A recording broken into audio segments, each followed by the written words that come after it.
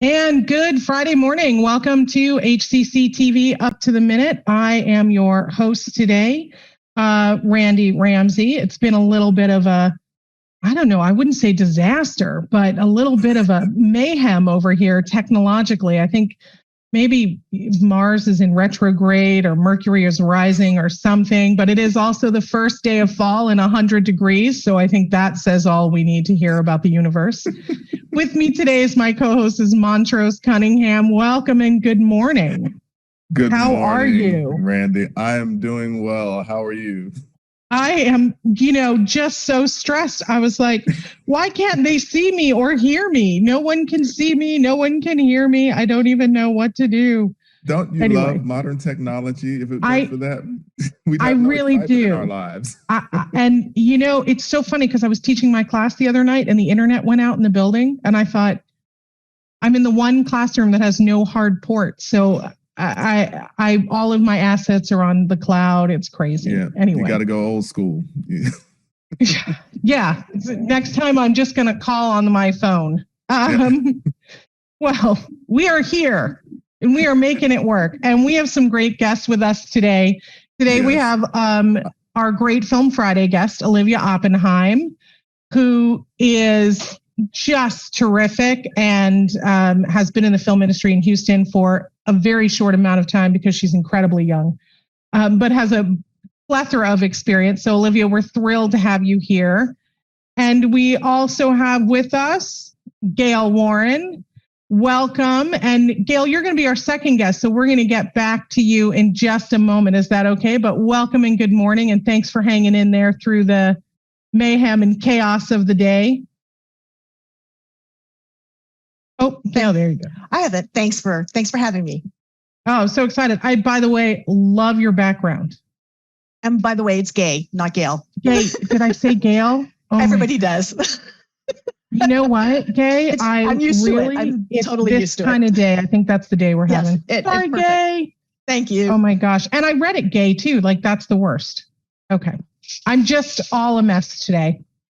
Okay, so we're going to start with Olivia Oppenheim. Olivia is, what don't you do? Grip and electric. I don't do grip and electric. Or you don't do sound, do you? No, I don't do sound either, but I do locations and production, a little bit of art department. I'm not going to say like I am art department. I'll just be like, oh, I need to fix this little thing. That's about it. Now, most recently, you're working on a lot of projects, but the one that most people will know about is the recently launched Mo show. You did locations for that, correct? Yes, I was the location supervisor for the Mo show on Netflix. That was an insane, 3 months of my life last year, but it was a good insane. I remember talking to you during that process and finding it. I know a lot of people are saying it was a love letter to Houston and it felt very authentically Houston. So how hard was that to get those locations and get that going? So that was pretty hard, not gonna lie, just because we don't have a lot of bigger union scripted shows that come into Houston. We have a lot of reality and commercials. So when you go up to them and be like, hey, this is going to be on Netflix and going to be a big thing. People are like, what are you talking about? Nothing ever films in Houston. So they take their time. They don't realize that you need answers soon. A lot of people are like, all good, no worries. They just the art of negotiation. But now since we've had Mo here, it will open up the doors for way better locations and it's being more speedy with the process as well. Now, I know you personally, we've known each other for a while now, and I know that you have a learning disorder. You have ADHD. I do. So I'm sure you have some good tips and tricks in general for how to work in the film industry in town, but also specifically how you created some really good workarounds for yourself that allowed you to be highly successful in spite of all the challenges. Yeah. So because I have ADHD, timers are my friend, and specifically so when I start the day, I will make a list of everything I need to do. And because majority of the time, my little ADHD brain is like, hey, what do you need to start with? And then you get ADHD paralysis. You need to start with the lowest hanging fruit, literally the lowest hanging fruit. it could be like, hey, the lowest hanging fruit could be sending that one email, and that will just kickstart the dopamine. And so it'll just snowball into being able to do the rest of everything else. Timers are my friend. Remembering to eat also, because you just constantly forget to eat and drink water. So having snacks and setting a timer every 2 hours to just eat like something to keep the chaos and the bees at bay up here. But I think the timer thing is so great. I think we can all benefit from some timer. I know I use it to keep myself in order on social media, because that's a whole hole you can circle down into for 3 days of your life. So I think that's a great tip. I think in general, anything that we do in production, a timer is a good thing. It's like, how much benefit will I get from this time? Mm-hmm. But also seriously, starting with the easiest task first makes it a lot easier to do the rest of it. Everyone should do that, honestly. I think that's excellent advice for everyone, not just filmmakers. Now, I know you're a partner at Blueprint and you guys have some great stuff going on. So you want to tell me about some of your projects there? Yeah. Well, currently we are working with a really big oil and gas company, which is a very entertaining segue to the next portion. But we're working with a really awesome company, and we're going offshore here in Sunday. Yeah. And then we're also working on a documentary called Armand Bayou. Our tentative title is still tentative, but it is about the Armand Bayou Nature Center, which is actually here in Houston, Texas, right next to NASA. It's a gem, and it's a rare gem that nobody knows about. Montrose, you haven't been down to the Armand Bayou, have you? No. Yeah. No, sorry, I wasn't prepared to speak. So yeah, no, I haven't. Oh, that's okay. You know what? We're just having mayhem today, so we're just going to do it all wrong, and Todd can watch this later and be just so annoyed. But that's the point. It's like this really great gem that we have that nobody knows about. It's underutilized. It's a spectacular place. Mm-hmm. And so I'm super excited about it. So you guys are in the process of sourcing the history and getting the documentary together, or are you scripting yet? So we actually have done a bunch of research at the University of Houston, which is where the Armand Brooks is going to hate that I butchered his last name. Armand Yermaga. It's because I've had too much caffeine that I'm like, ugh. So Armand, he went to University of Houston. He was actually the Burke Baker Planetarium curator also. And I'm going to actually start going on tangents. Just cut me off anytime you want, by the way. Absolutely, positively. You know me, I'm rude. So he was actually the curator of the Burke Baker Planetarium. He has a really interesting story. He was a big pioneer in conservation, and then he was mysteriously murdered right before he's right before he's supposed to go towards I want to say city council. It could have been a higher up version of that. It's an enviro murder mystery documentary. Part of it, yes. Part of it. It sounds fun. There's a great story in there. Mm-hmm. He was all about the reason why we need more green spaces is because green spaces make people happier. If you go outside and enjoy nature, it'll lower crime rate. And then that's literally what he was going to go talk about. And then he gets murdered literally the day before he went to go and talk about that. But also another reason why Armand Bayou is just a gem is because it's the 1% left of coastal prairie. And we need that for the grasslands specifically. We need it for the hummingbirds and the butterflies. I was just reading about this the other day.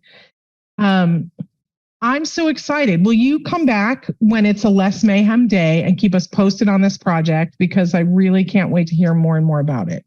We do. I don't know if I submitted it in time, but there is a little trailer that we made very last minute. And we'll post it in the link after the show and we'll promote it. I'm super excited. And I know that you and I are going to talk a lot more about this. So Olivia, thank you so much for being on today. I super appreciate you getting up and caffeinating yourself and then dealing with the technological mayhem. And I'm hearing from Todd that they did show the trailer. So great. I'm super excited. So come back and join us sometime and give us an update on the project as you go through it, okay? Mm-hmm. Thank you so much, Olivia. Olivia Oppenheim, partner producer, Blueprint Film, production manager, filmmaker extraordinaire, cutest little thing in the world. Okay, thank you. That's my personal opinion. Cutest little thing in the world is my personal opinion, not anybody else's. Sorry. Okay, we're going to move on to Gaye Warren, Hospitality Program Coordinator for the Consumer Arts and Sciences Center of Excellence. And Montrose, I'm going to turn things over to you. Okay, great. And that sounds like a really interesting project. I'm actually going to stay posted on that. Yeah, I'm super excited. Really interesting. Before we get to Gaye, I did want to mention, of course, we are live on the Houston Community College District Facebook page, not HCC Houston Community College District. We're also on Twitter, LinkedIn, Instagram, and if you really want to go old school, you can go to HCCTV at noon, 5, and 10 p.m. on Monday through Friday. And with that, we welcome a newcomer to HCC's Consumer Arts and Sciences COE, Gaye Warren. Hey, Gaye, how are you? Welcome to the show. I'm good. Thank you for having me. All right. And see here. All right. Sorry. Yes, mayhem. I am like way down below on the script. So congratulations on the COE. And let's begin with you telling us a little about all your online hospitality. Okay. We are looking, it's not done yet, but we are looking to kickstart a full online hospitality degree program.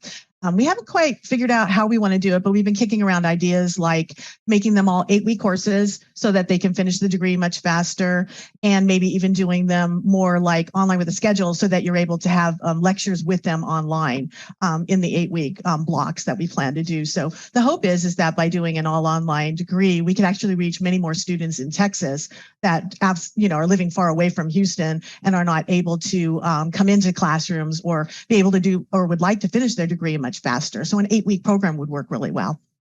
Oh, okay. All right.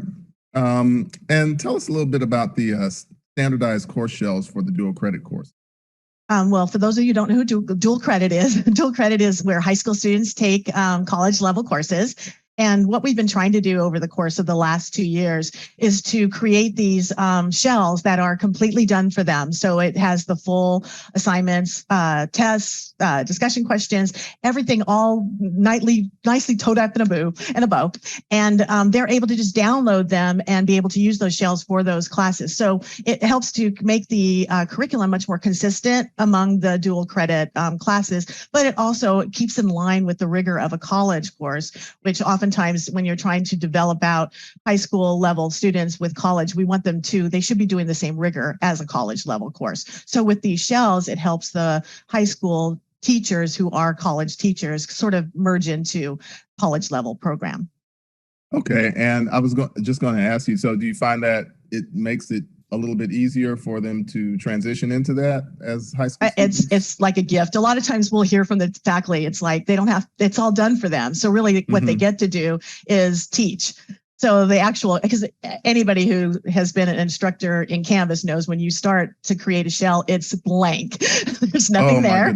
You just walk in with nothing there. And so by them being able to upload an entire shell, so it's done for the entire semester, they're able to just tweak it based on, our dates sometimes don't always coincide with the high school dates, et cetera. Because sometimes they'll start a week later than we do at HCC. And so they're able to tweak it, but all that original material that they would have to create from scratch, that's all done for them. So the entire course is there, even down to the decorative part of it. All of it's done, the homepage, everything. So they can just upload it and ready to go. I'm laughing because I'm an adjunct professor.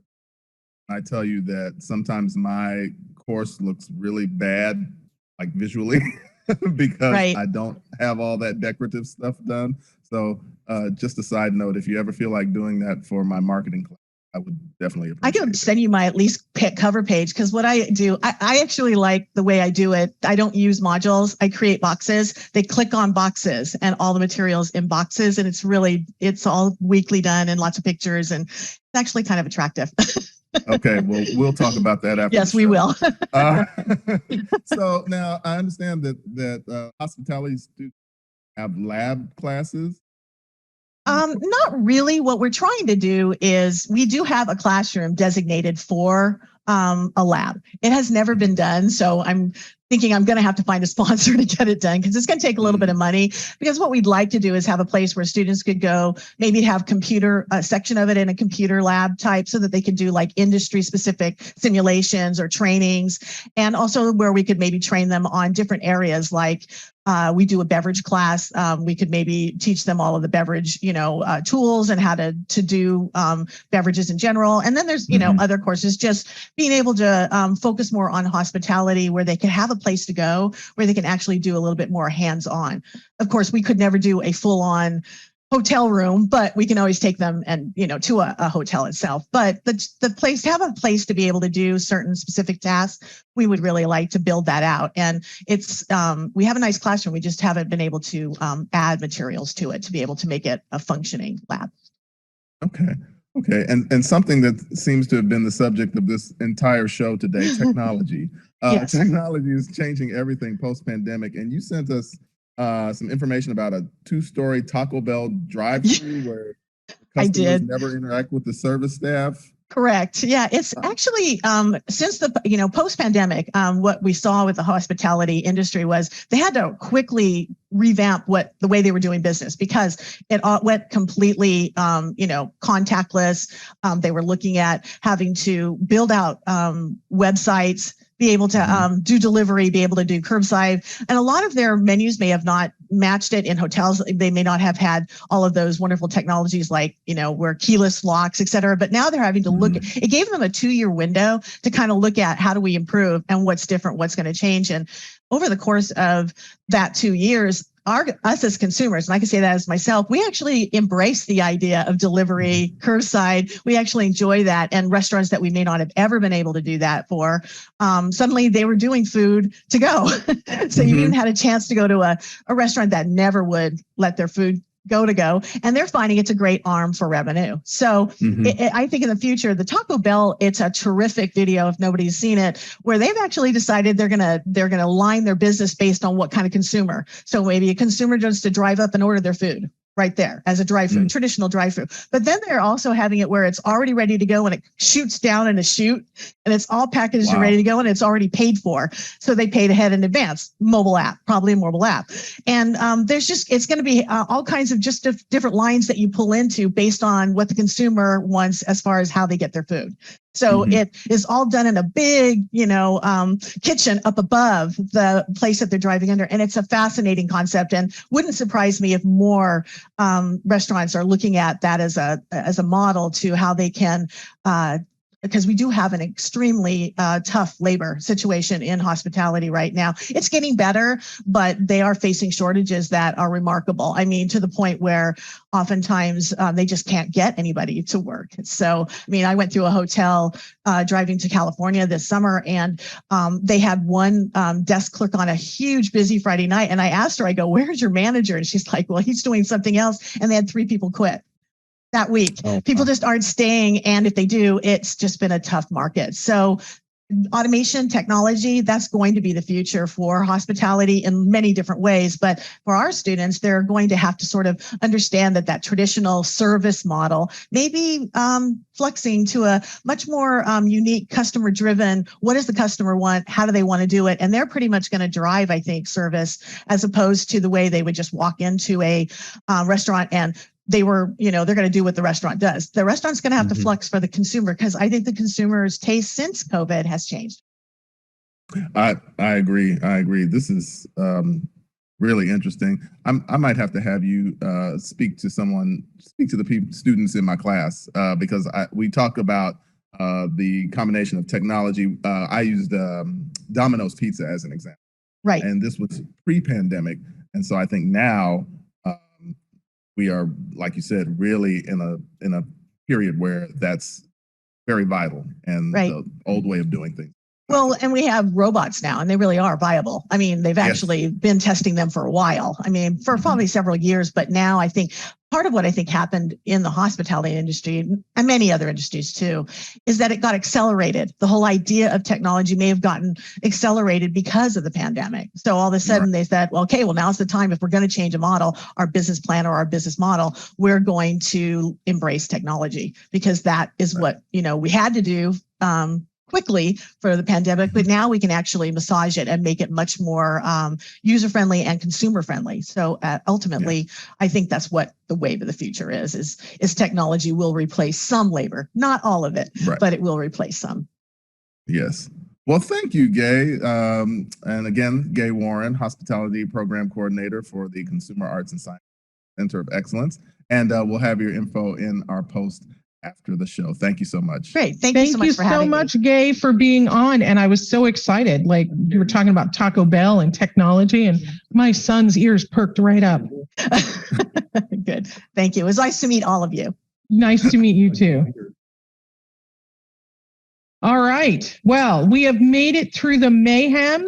We have some announcements, but Montrose, this is the first time that we've co-hosted together. And I think that, given the fact that my entire computer decided that it hated life and itself and everything in the universe, we've done pretty good. I think so. So, Todd, when you're watching this, just breathe. It'll all be okay. Okay, we do have some announcements. HCC students won at Global Impact Awards. How exciting is that? Yes. Intel's annual AI Global Impact Festival for next generation technologists, future developers, and policymakers. And we had 3 students who did really well. They won. Sir Brown, I'm so sorry that I'm mangling your name. Dina Marie Stager and Ryan Galbraith won for their indoor industrial safety program using AI and digital mapping for autonomous environment feedback. And I think that's so exciting that our students are winning awards, but it's technology, which is after today a little bit terrifying. So God bless them that they can do it really well. Yes, we have some really sharp students. We really do. Fiesta Student Life celebrates Hispanic Heritage Month. So the Office of Student Life commemorates Hispanic Heritage Month from September 15th to October 15th. With virtual and in-person events like Spirit Week that goes through actually today. And you can, they'll have Eagle swag, food and entertainment, and activities vary by college. So you can connect with student life at your campus. And you can check out the post after the show for a link to more details. Woohoo! And perfect topic, dealing with anxiety in uncertain times. HCC's Counseling and Ability Services will conduct an online training program called Dealing with Anxiety in Uncertain Times, hosted by Kevin Fuller, 11 a.m. to noon, Tuesday, October 4th, online via WebEx. And we'll have more information for that on how to register after the show. Obviously, Montrose and I will be there. Also, a piano master class from world-renowned pianist Dr. Diego Cateno, professor at Sam Houston State University. He'll lead a master class for HCC piano students from 2 to 4 p.m. Friday, September 30th at the Stafford Fine Arts Center. And the class is free. Registration is not necessary. And we'll have the email information for more info in the post after the show. Free is the best. Yes. We do have a film acting workshop coming up with HCC's own Michelle Robinson. It's not free, but it's like almost free. $99 acting course for HCC students and adults. It's designed to develop a proficiency in beginning film acting technique. And look, Michelle's just great. We love her over at the film program. It's on 4 consecutive Thursdays, 5 to 10 p.m., October 6th through the 27th at the A-Leaf Hayes campus. And, I teach over there at that time. So I'm super excited to peek in and see how everybody's doing on their time management skills, scene development, monologues, and it just should be a really great one. So look in the info after the show for how to register. Yes, and very quickly, shorter classes still available for the fall. You register because they begin in October and some even in November. There's online anytime, online schedule hybrid classes, in-person classes, and of course, combination of hybrid. So for registration to all HCC programs, go to hccs.edu/apply. And that is it for us and our announcements. For Monday, Todd will be back, right? Todd will be back on Monday for Mental Health Monday. So, and a look ahead to Tasty Tuesday. And y'all, thank you so much for hanging with us through it all. We appreciate it. And Montrose, it's been a real pleasure. Oh, same here.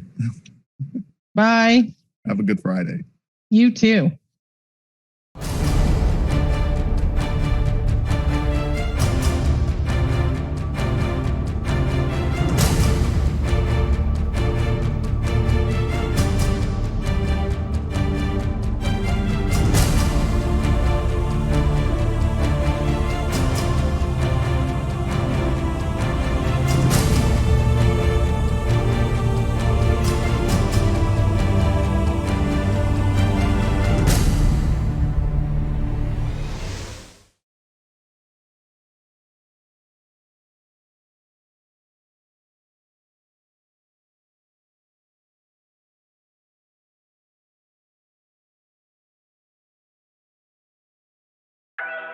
Sometimes what you need just shows up.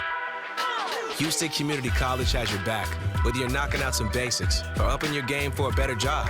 Enroll today for spring classes and frame your future with HCC.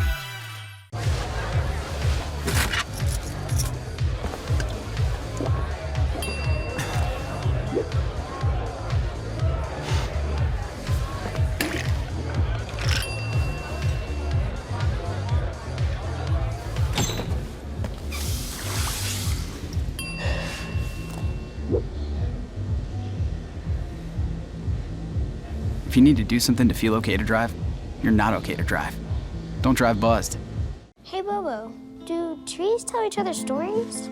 I'm sorry. I'm afraid I don't know that. Hey, why don't we go find out? Listen. Do clouds take naps?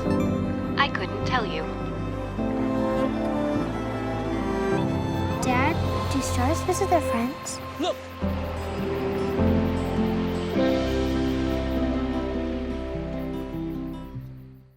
There was an old woman who lived in a shoe. She had so many children, she didn't know what to do.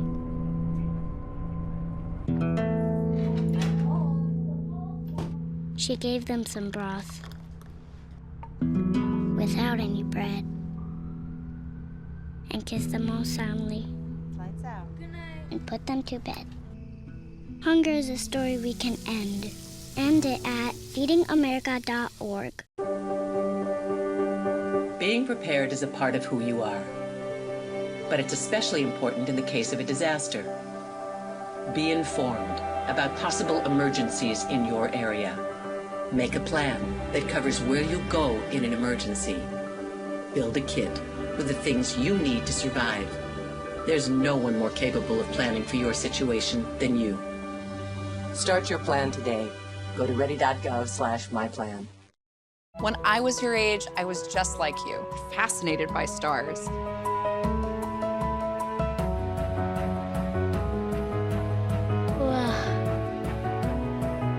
But now I get to search for life in the universe. And who knows, maybe life is looking for us too. So we're like aliens to them? Yeah. Does anyone want to be a scientist now? I do. Awesome. We need more girls in STEM. Maybe we can find aliens.